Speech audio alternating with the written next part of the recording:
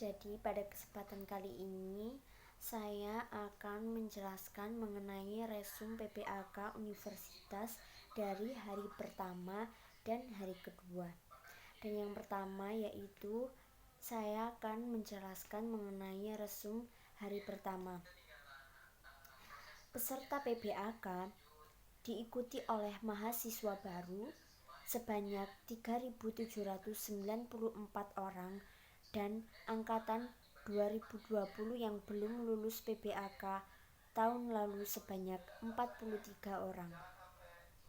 Tahun ini mahasiswa baru terbagi di 7 fakultas yang berbeda, yakni di Fakultas Ilmu Tarbiyah dan Keguruan sebanyak 963 mahasiswa, Fakultas Syariah sebanyak 596 mahasiswa, Fakultas Humaniora sebanyak 402 mahasiswa, dan Fakultas Psikologi sebanyak 259 mahasiswa, Fakultas Ekonomi sebanyak 579 siswa, Fakultas Saintek sebanyak 811 mahasiswa, dan Fakultas Kesehatan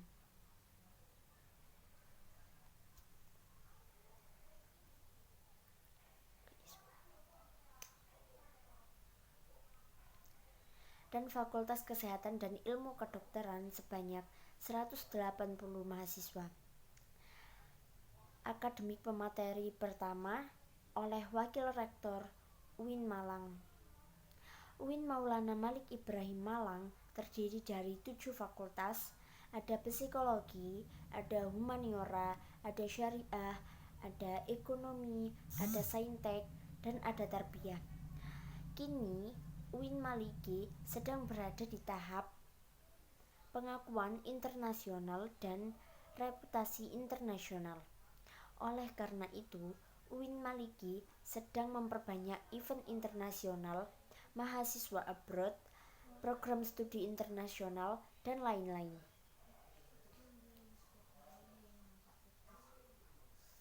Upaya internasionalisasi ini dilakukan dengan mendorong para dosen dan mahasiswa untuk membuat jurnal internasional. Mahasiswa diwajibkan untuk research dan mempublish jurnal nasional atau internasional sebagai tugas akhir untuk menaikkan predikat kampus. UIN Malang memadukan pengetahuan umum dan agama untuk membentuk karakter melalui Ma'had Al-Jami'ah selama 1 tahun.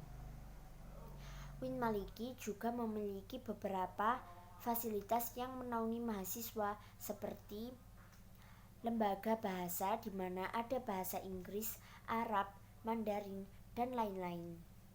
Rumah moderasi agama beragama yang membentuk pemuda moderat, cinta bangsa, dan peduli Indonesia yang tangguh. Dan juga perpustakaan yang menyediakan jurnal-jurnal dan karya ilmiah. Perkuliahan berlangsung selama 8 semester dengan 160-150 SKS. Dengan penelitian sebagai pengabdian masyarakat, dengan mata kuliah profesi, dengan KKN, dengan yudisium, hingga akhirnya wisuda. Mata kuliah di UIN Maliki dijadikan sebagai pengembangan kepribadian yang merupakan ciri khas UIN Maulana Malik Ibrahim Malang. Mata perkuliahan terdiri dari mata kuliah dasar, agama, bahasa, dan filsafat dengan mata kuliah. Fakultas yang membedakan antar fakultas dan matkul program studi yang membedakan antar prodi. Pada tahun 2021, pembelajaran dilakukan secara daring melalui platform Zoom, Jimit, e-learning, dan lain-lain. Kemudian, untuk sistem siakat, mahasiswa baru semester 1 dipaketkan, sedangkan semester 2 sampai seterusnya diambil secara mandiri dengan berkonsultasi kepada DPA atau dosen penasehat akademik. Perkuliahan dimulai pada tanggal 6 September sampai Desember 2021 dengan melalui UTS dan UAS. Setelah UAS, mahasiswa akan mendapatkan KHS atau Kartu Hasil Studi, di mana di sana tertera IPK. IPK berpengaruh terhadap SKS. Semakin kecil IPK, semakin sedikit, semakin besar, maka akan semakin banyak alias cepat lulus. Mahasiswa UIN Maliki diharapkan aktif dan dapat menjadi manusia yang bermanfaat. Dan materi yang kedua oleh Dr. Haji Ahmad Fathah Yasin. Kita adalah the best human material. Mahasiswa baru harus mengupayakan diri baik secara mental dan spiritual dalam mengikuti perkuliahan di UIN Malang. Orang yang memiliki mental spiritual memiliki 3 indikator, yaitu yang pertama, berpikir ilmiah. Mahasiswa baru harus melandasi pikiran dengan pengetahuan umum dan agama. 2.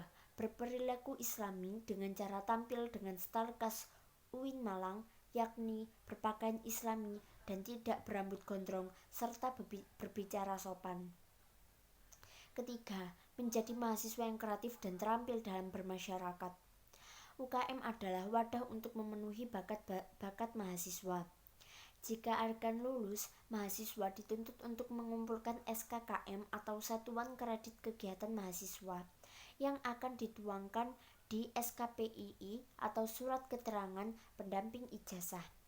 Hal ini dapat dari kegiatan non-akademik dengan skor minimal 250 poin. Janganlah menjadi mahasiswa yang sekedar kuliah lalu pulang, namun jadilah mahasiswa yang juga aktif dalam berorganisasi.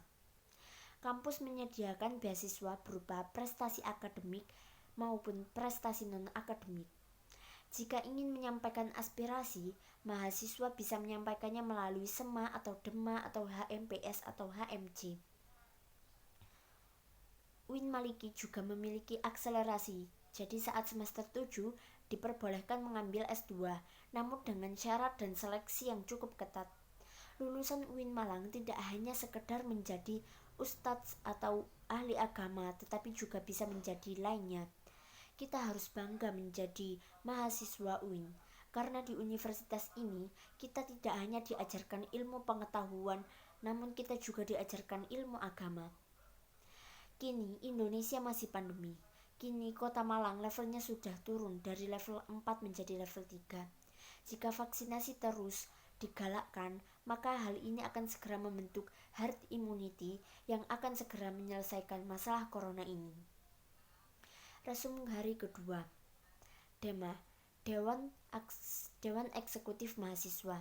Ketua Farhan Adi Murosadi, jurusan Farmasi. Wakil Ahmad Fawaid, jurusan Psikologi.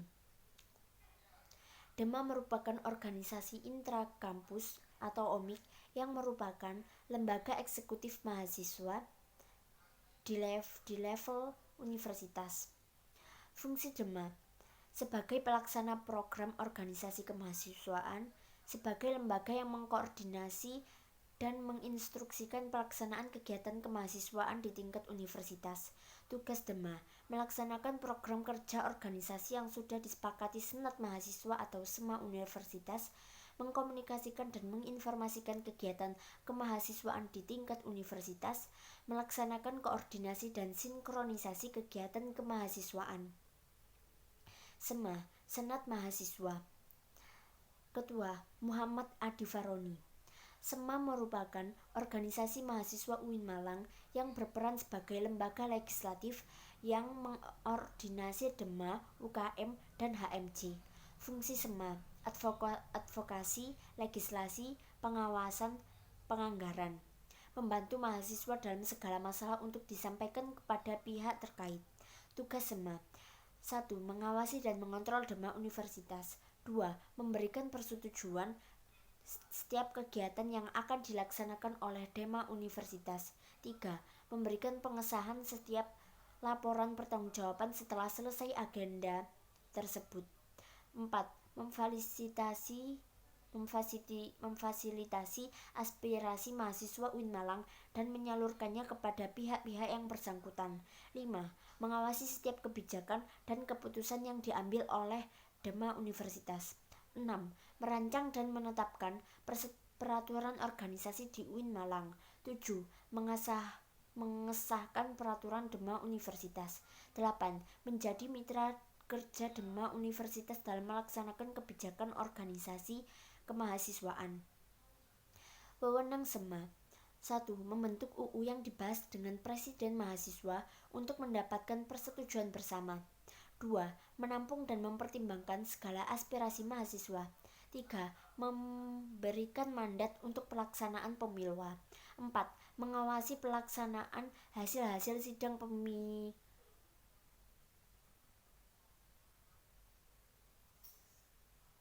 mengawasi pelaksanaan program kerja dan kebijaksanaan Dema Universitas. 6. Turut adil dalam mengkaji permasalahan yang timbul di dalam negara dan di tingkat universitas. 7. Menerima dan membahas usulan PO yang berkaitan dengan bidang tertentu dan mengikutsertakan dalam pembahasan. UKM Menwa, organisasi bersejarah pembentukan Jenderal A.H. Nasution 1959 di Jawa Barat. Semboyan penyempurnaan pengabdian dengan ilmu pengetahuan dan ilmu keprajuritan. Dengan logo simbol warna ungu artinya mulia. Fungsi resimen mahasiswa mewujudkan sikap bela negara di ranah mahasiswa, menciptakan kondusivitas kehidupan mahasiswa, dan lain-lain. Logo ada dua, yaitu logo Mahasurya dan Wiracakti Yuda. Arti lambang Wiracakti Yuda bermakna prajurit atau pemimpin yang sakti.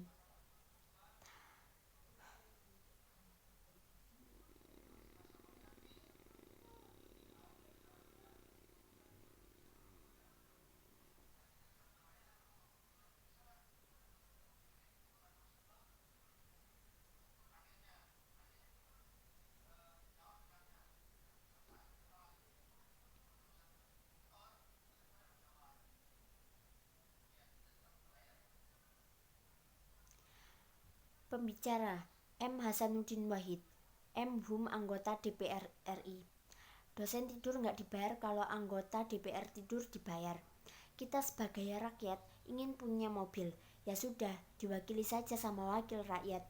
Mau jalan-jalan ke luar negeri, cukup diwakili saja sama wakil rakyat. Nah, itu bahayanya wakil rakyat. Mereka harusnya sadar bahwa mereka itu jongsongnya rakyat, harus melayani rakyat. Saya bisa sampai sini itu ya karena UIN Malang. Saya diajari banyak oleh UIN Malang. Dulu saya sempat dipilih menjadi HMJ dan juga Presiden BEM. Semua gemblengan ini berasal dari UIN Malang. UIN Malang yang menjadikan saya seperti ini. Saya tidak pernah malu bilang alumni UIN Malang agar stereotip lulusan UIN ini tidak hanya menjadi ustadz. Lulusan UIN Malang ini bisa menjadi anggota DPR. Alumni UIN Malang itu bisa berkiprah di mana saja. Kita ingin lahir dari UIN ini ahli-ahli di berbagai bidang agar nama UIN Maulana Malik Ibrahim ini senafas sesuai dengan Maulana Malik Ibrahim yang sukses pada masanya. Sampai saat ini, tidak ada yang bisa menemukan obat COVID-19. Kunci menanggulangi COVID-19 adalah vaksinasi agar mencapai herd immunity atau kekebalan skala besar. Kunci yang kedua adalah disiplin prokes. Orang Indonesia kurang disiplin prokes, jadi susah COVID untuk hilang. Tingkat pemahaman COVID di Indonesia itu rendah. Memakai masker saja susah, gimana mau sembuh dari COVID? Pertumbuhan ekonomi karena COVID semakin turun. Semua negara turun, tapi kita sudah mengalami kenaikan dari year of year. Kita naik sekitar 7%. Melemahnya daya membeli karena efek PPKM membuat masyarakat malas untuk membeli, lalu terjadi inflasi tipis dan juga banyak yang kehilangan pekerjaan akibat pandemi COVID-19. Tercatat lebih dari 50.000 buruh di PHK sejak awal 2021. Tingkat pengangguran akan lebih banyak di bulan Agustus 2021.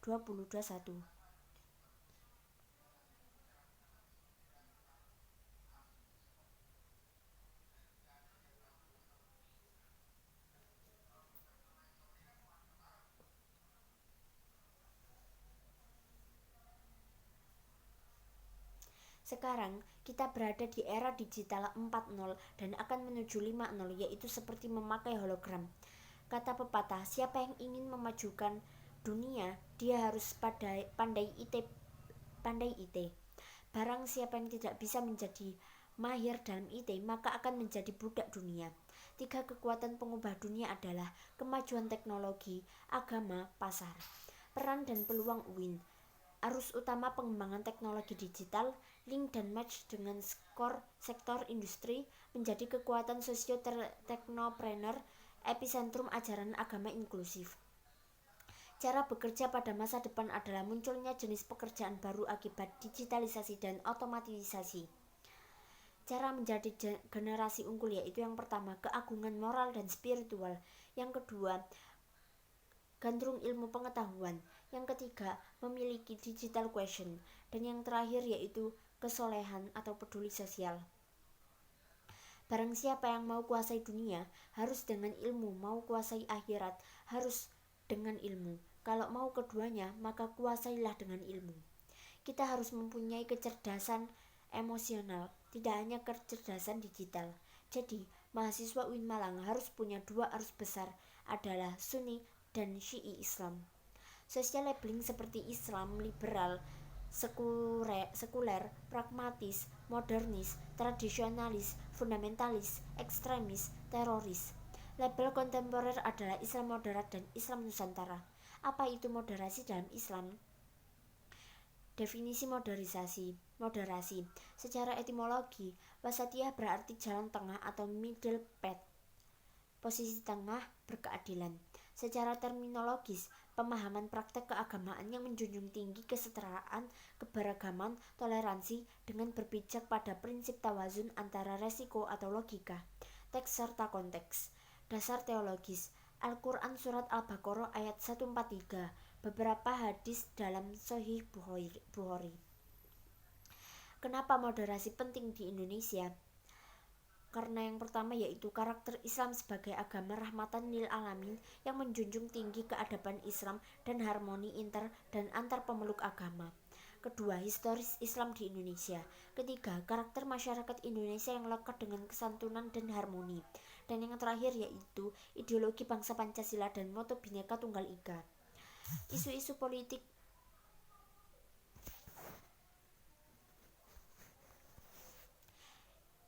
politik yang terkait dengan Timur Tengah dan politik global, baik secara langsung atau tidak, dapat mempengaruhi pemahaman dan sikap keberagaman masyarakat Indonesia serta mengganggu agenda modernisasi Islam seperti konflik Palestina versus Israel, aliansi politik Arab-Amerika, oil, dan politik despotisme and hypocrisy.